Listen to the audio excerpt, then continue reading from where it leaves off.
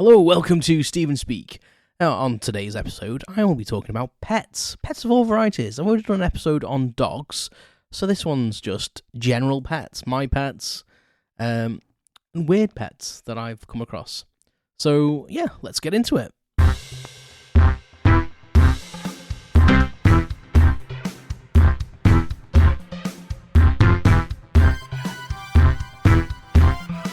Welcome to Stephen Speak the podcast. Unscripted prattle on everything and nothing.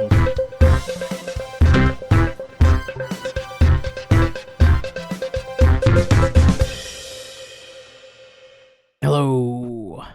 Thank you very much for joining me today. So pets.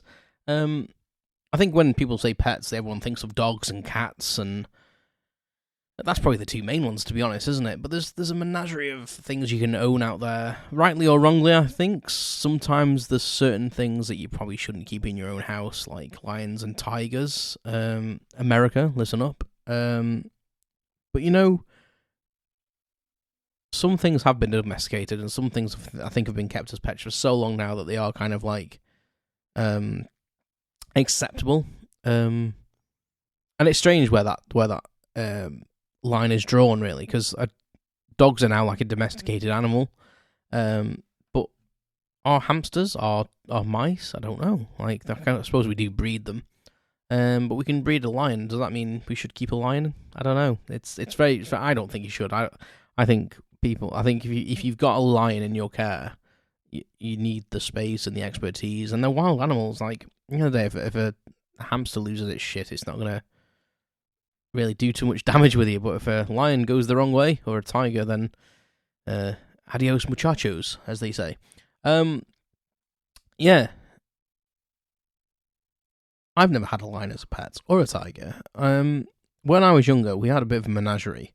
We had two childhood homes. The one where my brother was born, and I was born, and then we moved house when I was about 6 or 7 to a different house, obviously. That's what moving house involves. But in the first house, like, I can only remember like bits of it. I remember the dog we had there. We moved house with that dog. But it was a bit of like a zoo. My brother had like a cat and a couple of rabbits, and we had duck. We had a duck, which I think thought it was a dog from the accounts that my mum gave us. It used to come in the house and bark when the dog was barking, and like quack. Didn't bark, obviously it quacked, but it used to quack when people arrived, and acted very much like a canine. We had hens, and my dad had an aviary with budgerigars in, and that's where he had his chickens in there overnight. And we had a dog called Pedro. I'm not going to go too much into dogs today, because I did an episode about dogs. I don't know if I talked about Pedro that much on that one, though. He was a bit of a roaming dog.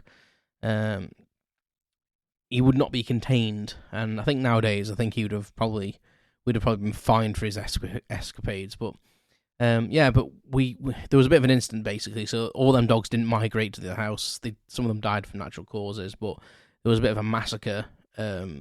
A year or two before we moved, a fox got in the garden and unfortunately killed the duck and all the hens and scared the budgerigars. And budgies are really sensitive and they die of stress and stuff like that. So pretty much wiped out most of the animals before we moved. And I think the only one we actually moved with by the time we were moving was the dog Pedro. But my earliest pet was probably a fish. You can't really stroke fish. Like, I've always been one for watching animals, and I've loved fish. I love like the fact that they live in a different world to us, and I've always liked like the aquatic areas, and I've always liked having a fish tank. I had one when it was one of the first things I did when I moved in on my own. I got my house kind of set up and bought a fish tank, and had some tropical fish. They're quite difficult-ish to look after. I think it's one of the things with tropical fish. If you get an issue with them, they just die. Whereas cold water fish, they're a little bit more hardy. Whereas tropical fish, they're very much like the pH level and nitrites and all that stuff in the water. goes slightly awry, yeah, you're buggered really. My setup wasn't as expensive as people think. Actually, I probably got a whole setup for about £100 with fish. But anyway, I digress. That's normal. Yeah, but we had goldfish as kids, and we named them like when we were very young. And we had 2 goldfish. I remember we called Peter and Simon after Peter Simon from the children's TV show, and then we had Simon and Trevor as well from Saturday morning TV as well. And I think we also had a Shane, like after Shane Ritchie. Yeah, and we had One-Eyed Willie because we had a moorhen. Are they called moorhen? I want to say moorhen, but I think that's the wrong word for them. They were these like bulging-eyed black fish, long fins, and I had a little catfish. I didn't name the catfish, I don't think. And the catfish actually ate one of the eyes out of this black fish, and so we called it One-Eyed Willie for a while, and until the catfish ate its other eye out, and then slowly just ate the fish. It was terrible, really. It never happened when we were watching, though. If we were awake, we'd be like, oh, the catfish is keeping to itself, so it must have happened overnight. But the black fish, I think I'll call them moorheads or something like that. I might be making that up, but that's my childhood name for it. But yeah, it must have happened overnight every time. But the blackfish actually outlived the catfish. My dad actually thinks that the catfish died from eating the black bits of the blackfish, but it lasted for years. It had no eyes, and it was fine. It grew and grew and grew. It was weird because it had these like circular indentations where its eyes were, where the skin had grown back over. Very weird, but yeah, how bizarre. And then my first, I would say, real pet, because the dog was like communal, I would say that it was a family dog. And I don't remember too much of Pedro. I was quite young, so I remember the dog coming and going and petting it, but he wasn't really a lap dog. He was very free-spirited. He was very much like, he looked very much like Tramp from Lady and the Tramp, but black and white. But he had the spirit of Dodger from Oliver and Company, very much streetwise. And he would get out of the garden all the time and go on adventures and come back, and we'd be like, where the hell's he been? And it's not the fact that we weren't trying to keep him, like we weren't maintaining our boundaries. He would literally jump over like an 8-foot fence. I remember him being ill more than anything. And I did have a cat when I was very, very young, but I'm not including that because it was mental, and it would literally jump at your face and try and rip your eyes out. And then that ran away. The vet was like, oh, when it gets to the right age, let it outside, see if it, that might calm it down. And as soon as we were trying to let it outside, it was panicking like hell to get back in the house. And then one day it just was like, okay, if I'm out here, I'm out here, and it wouldn't come home. And then it just disappeared, and we presumed like a fox had got it or something like that. Unfortunately, I was a bit devastated because I'd begged my mum and dad for a pet, and yeah, I probably had it less than a year. Plus, it had feline flu as well, so my mum nursed it like 24/7 to get it over its feline flu, which is really, really bad for a kitten to have. It's like the mortality rate is like 90-odd%, I think. Forgive me while I drink some tea. Whatever you're doing, I hope you're having a lovely beverage as well. If you're on your morning commute, and we've got a lovely coffee, or if it's the evening time and you're relaxing with some wine or a beer, enjoy. You can't beat a cup of tea though. So yeah, I don't kind of count the kitten because it wasn't really a pet. It was a weapon. I think it'd been reprogrammed or was part bionic. It was it was a bit mental. I think it was removed from its parents far too early. We bought it from a pet shop and they weren't following guidelines basically. And not long after we bought that cat, it was actually raided and shut down. And the poor bloody thing wasn't really given a starting life. I think they were using like puppy breeders that were just like, what do they call it when they're just putting out as many puppies and kittens and stuff as they can? There's a word for it, isn't there? I can't think of it. My brain's not working this weekend, so I apologise. But yeah, I class my first proper pet where I was fully responsible for it. I was probably about 10, maybe 11. And I had a hamster, a Syrian hamster, Siberian hamster? Syrian hamster. It was sandy coloured with like a the whole thing was sandy coloured with like a white ring around its belly. I'm pretty sure it's a Syrian hamster because of the sandy colouredness. Yeah, and I absolutely loved that thing. Coming back from there was a place in Cheshire where we used to go, and it had like used to be a regular place to go. And there's probably a podcast in that separately, but it was called Stapley Water Gardens, and it had like it's where we used to get our fish from. And when my dad made the ponds, and we put the fish in there, he'd buy all the stuff from there, all the plants and everything. And they had a little pet place as well, and they sold birds and rats, hamsters, mice, everything. They had a pet shop. It was a big garden centre basically, but they had a pet shop area. Is what I'm trying to say. And yeah, again, like a child does every time we go.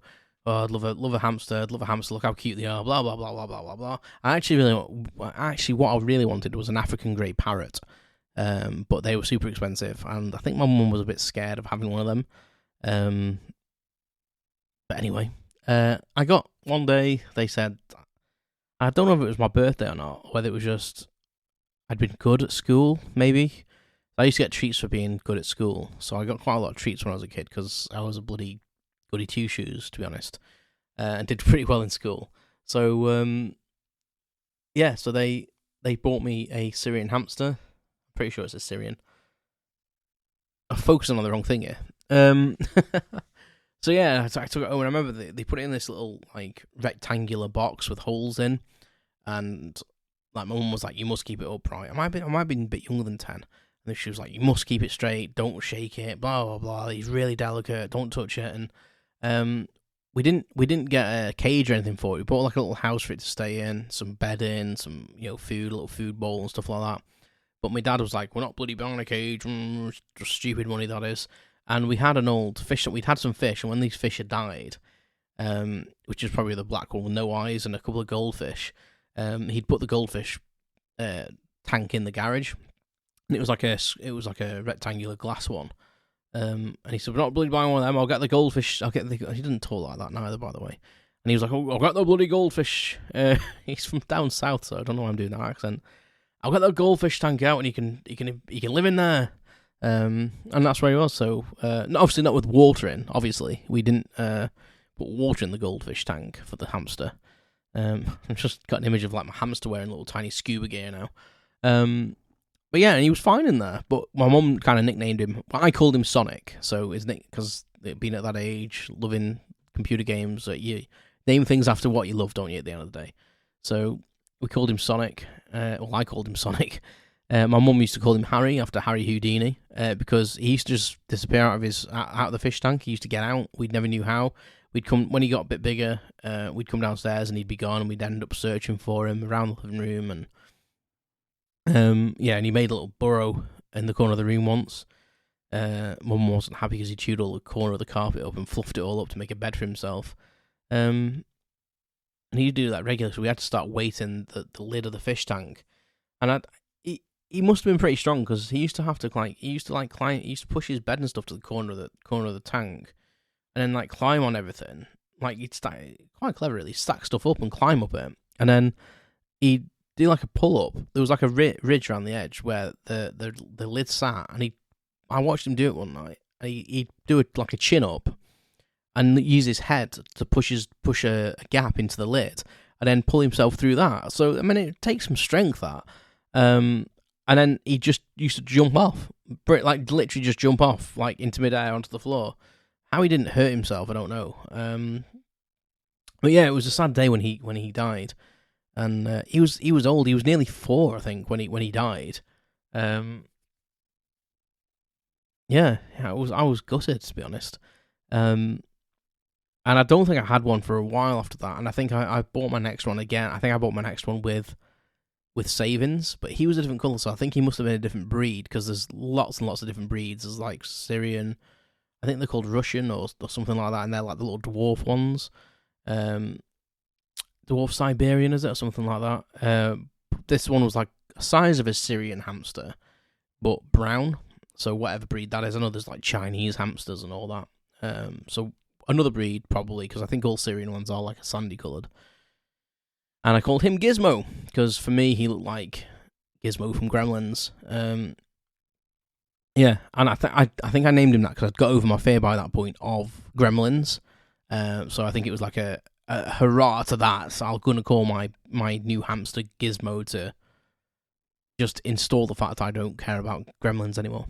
Yeah, so I had him again for like years and years and years. The first one just died of natural causes. I came downstairs one morning and my dad had just left. I think my dad had actually gone up to my mum and said, like, Steve's hamster's dead. And she got up in the morning, made sure I was awake, and she went, oh, by the way, do you want to come downstairs before you get dressed? Like, your dad said your hamster's died. And I was like, oh, okay then. So I went downstairs, and there he was, like, rigid in the bottom of the cage. And I didn't really want to touch him. I stroked him, and he was still, like, slightly warm, but he was quite cold, really, like, quite cool. Not 100% like proper body heat. So he'd been dead a few hours, I would say, and I didn't want to pick him up. And my dad basically said, I'll sort it out when I get home from work at lunchtime, because he'd gone out super early. And yeah, so I was quite upset about that, because obviously it's like your first pet, and like I'd had dogs. My dog had died, but I think there wasn't as much attachment to that because I was too young really to probably understand what had gone on. And even though I was upset, I was probably more upset because of what was going on, not the empathy from what was going on around me. Whereas when Sonic died, it was like, oh my god, this is my pet, and I loved him. Like, you know, I loved him. He was ace. He had a little hamster ball, and he was really tame, and he'd come to his name, and yeah, brilliant little pet. Gizmo was the same, and Gizmo had a little bit of a worse end, to be honest. We bought him. He actually was lucky because he didn't live in a fish tank. Because my dad smashed it in the garage one day and was very, very annoyed. So I'm pretty sure I bought the all the stuff to go with the hamster, and my mum bought me the hamster. Again, probably for being good. I bought myself a cage and all the little fixings and stuff. And I think we kept some stuff from Sonic as well, just in case. So that was like properly my then pet because I'd done everything with it. But yeah, I loved him, but he came to a bad end because he died from multiple epileptic fits, which you don't really associate with hamsters, I don't think. But he was quite traumatic to watch. He died doing what he liked, though. He died with food in his mouth. We took him to the vet, and he kept fitting on and off, and my mum phoned the vet, and the vet was like, he'll probably just die at some point. He'll, probably not worth bringing him down. And then he went into a fit and just wouldn't stop. So we phoned the vet, and the vet said, like, bring him down. We'll see what we can do. And it was terrible. Like, we were going along in the car, and I was just holding him in my hand because he was shaking, and he'd come out of it, and he'd be heavy breathing. It was really heartbreaking. And we got to the vets, and he said, well, I'll inject him and put him out of his misery. And he didn't even charge us because, like, he put the needle in. I don't even think he hardly injected anything, and Gizmo died. I don't know why I'm laughing because it wasn't. It was fucking horrible. Yeah, it was. I'd never thought of like a hamster having epilepsy. But he was like, again, he was like 4 when he died. Like, I was at college. I think I was at college when I still had him. And I wouldn't wish an animal to die, but you are kind of thinking, Jesus, I bought you thinking you'd be alive for 2 years. I've obviously done such a good job. Like, Jesus, and he was proper geriatric. Like, he'd take, I'm pretty sure he used to forget what he was doing because he'd go over to his food bowl and he'd like walk halfway there and like sit there and like stare out of his cage, like very thoughtful looking, and then he'd just turn around and go back to his bed, and then he'd get in his bed, and then you could see him again like thinking, and then he'd search around his bed, and then he'd be like, oh yeah, food, and then he'd go back to his food, and sometimes he'd get some food, and then he'd forget. He'd get halfway back to his bed and I think forget he'd already had food in his mouth, and he'd walk back to the food thing and then realise he had food in his mouth. It was hilarious to watch. And he was getting to the point where you had to kind of like encourage him to drink. Every time I took him out, I'd like make him drink. Because he seemed to be getting dehydrated, and towards the end obviously he wasn't eating properly, and then epilepsy was the final nail in Gizmo's coffin. But yeah, the responsibility of having a pet, I think, is something I need to talk about. I think even something like a goldfish, just remembering to, like, because goldfish, if you look after them right, you don't really need to clean them out too much. A bit of a suction on the stones every so often to get rid of some of the waste and stuff. But if you set that natural balance up, it's like you put some snails in the tank and everything. It kind of the ecosystem should like manage itself to a point. So that's why goldfish are always quite easy, and they're quite hardy goldfish. Like, as I say, like tropical fish are a little bit more hard to manage. You get the pH levels a bit wrong, and they're all dead. But yeah, that trust in it that's installed in you from having a pet, and like that responsibility I think is invaluable for a child to have given to them, because it kind of sets you up for many, many things. Like, you have to kind of like plan things as well. Like, you can't just do what you want all the time. You've got, when you're coming from school, you can't just go upstairs and do what you want or go out with your mates. Like, if your hamster needs water, you've got, it's something to check on a daily basis. Like in the morning, has it got water? Is it fresh water? When did you last change it? Has it got food? Is there any treats you're going to give it? We used to give our hamster like a bit of a slice of apple every so often, and different stuff like that. Grapes. I used to love to sit and watching a little hamster sit and eat a whole grape is hilarious. And then it shoved like half in its mouth, like big massive hamster cheeks. But yeah, it was very much like, for me, like a big responsibility thing. Like, I always wanted to be old. Like when I was younger, I always wanted to be older because my brother was older than me, so I always wanted responsibility. I always wanted to do what he was doing. So for me, getting a pet kind of like took some of that wanting to be older off, because I was like, I've got a pet. Because he was never that bothered about pets. When he had because I think he had quite a few when he was younger, like the duck and the chicken situation and all that. And obviously we've always pretty much had a dog. He was kind of happy with that, and he did have a gerbil when we first moved into our like what I would say that our growing up home. That we both, fled the nest from. He had a gerbil, and I think that kind of put him off, because I remember one day he was feeding. I was very young at this point. I was, I was like a toddler, and he. Okay, this isn't funny, to be honest. This is a serious story. I don't condone violence towards any animal or animal cruelty or anything like this, but you've got to remember, I was very, very young, and he was feeding it a monkey nut. And this gerbil was nuts. It was never tamed. He handled it every day, and it would never tame. A bit like the cat I had. It was something wrong with it. And he was trying to feed it a monkey nut one day, and it literally, instead of taking the monkey nut, it just bit him on I think it was his index finger on the corner, and it literally lockjawed onto his finger, and he was swinging it around trying to get off. And I remember this, like, him just squealing and crying in pain, and me seeing blood. I think that's the first time I ever saw blood from another person. And he was swinging it around, and my dad and mum had to try and get it off his finger, and then they just put it in. I think the hamster ball was just nearby, and they just grabbed it and put it in the hamster ball and put it on the floor. I think to, like, I don't know, maybe they thought, we'll put it in the hamster ball and it can run some excess energy off or something, because I think he was going to feed it the monkey nut and then put it in the hamster ball, so maybe it was, like, close to hand. And then I remember them just leaving the living room and, like, taking him into the kitchen to like administer first aid, etc. And I started playing football with the gerbil in this hamster ball, this gerbil ball, I suppose, as it would be. So I was kicking it around the living room, and I remember saying to it, "This is what you get for hurting my brother and stuff. Like, kind of how'd you like this?" And it sounds hilarious, but obviously it's really cruel, and you shouldn't do that to an animal. But I was very young, and then my mum and dad came back in and was like, "Oh my god, what are you doing? Like, don't do that, you'll hurt it." And I was like, "Oh, it deserves to be hurt. He's just bit Gavin." And they told me off for it, and I did get told off, and they told me why I shouldn't be doing that, and lessons learned. But apparently, as a child, I was willing to kick a gerbil round in a ball. Wouldn't do that now, obviously.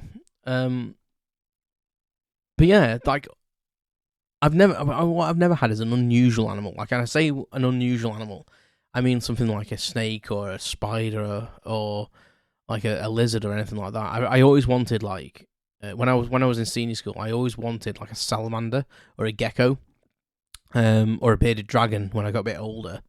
I never have. I've known people that have had tarantulas and snakes, etc., and they do fascinate me. But they were a lot of work, to be fair. Like, it's one of them things that are kind of like tropical fish. Once you get it set up and you get used to it, it's easy. But it's getting that used to it where hamsters, throw them a bit of food, change the bedding every week or every few days as required, and they're quite happy. Snakes, there's a little bit more regulation to it. Live food, etc. Well, like crickets and things like that. You're actually not allowed to actually feed a snake like live mice or anything like that. It was banned animal cruelty. Well, I suppose it's not animal cruelty. I suppose it's like inhumane. So that was outlawed in this country quite a while ago, actually. I never knew that until one of my ex-girlfriends actually had a snake, and I never knew. I thought like you just go and buy live mice and like let nature take its course, but apparently not. But sitting and watching a snake feeding a snake like a thawed out mouse, and watching how it eats and stuff is absolutely fascinating. She the same girl actually had some tarantulas as well. Now I'm not a spider person, to be honest. Like house spiders don't particularly bother me, but I wouldn't really go out of my way to pick a large one up. But they don't really necessarily like. If one was in my room, I wouldn't be asked about it being there. But weirdly enough, tarantulas don't scare me, I don't think, as much as house spiders. I think because there's like more substance to them. I never handled hers because both of hers were like a bit bitey, apparently, a bit like not very tame. Because she'd adopted both of them. But she also had a snake. I've known people with like crickets and not crickets, stick insects and stuff like that.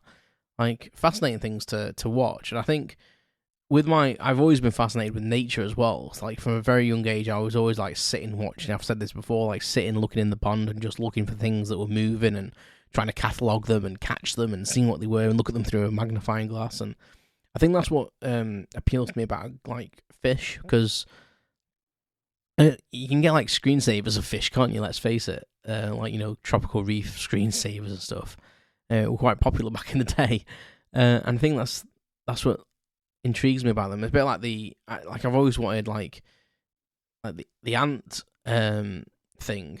You collect ants and you've got the ants going around and they make the little patterns and stuff. They make the little tunnels and stuff. I can't think what they're called, but I've always wanted one of them. And I used to collect ants when I was a kid and put them into petri dishes or little ice cream tubs and try and keep them alive. I'd always release them, or sometimes Mum would release them. I'd come back and go, oh, they've all gone, not realising my Mum's actually just gone outside and tipped them all out. I was trying to make the little habitats for them. I'd put some leaves and a bit of soil and stuff like that, but I didn't really understand like the life cycle of an ant colony. So like the worker ants on their own are just going to die without the colony, and I didn't really understand that. But I've always loved animals. And I know the gerbil story makes that sound contrary to that statement, but believe me, I do love animals, and I think pets are a fundamental thing about growing up. Whether you should keep snakes and stuff like that is another matter. I think that I think snakes and that I don't think are as much of an issue as something like a panther or a tiger that people do keep as pets, or even chimpanzees and stuff. Like, I mean, chimpanzees are super scarily strong, so I don't even think I'd be comfortable like meeting a chimpanzee face to face, just knowing how strong they are. I don't know. I think it's that thing, isn't it, that's it's a bit of the unknown, and I think because they're so clever as well, I feel like they'd outsmart me. I want my pet to be stupider than I am. But let me know what pets you've had.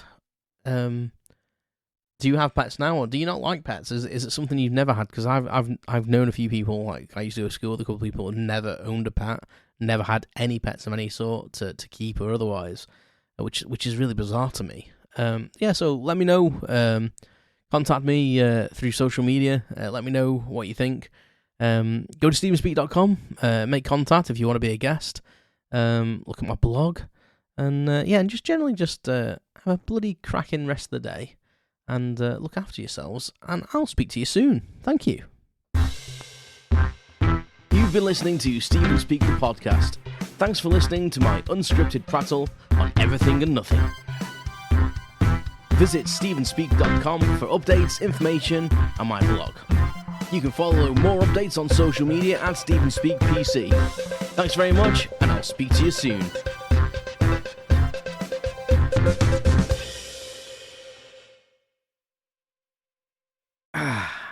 Lovely cup of tea.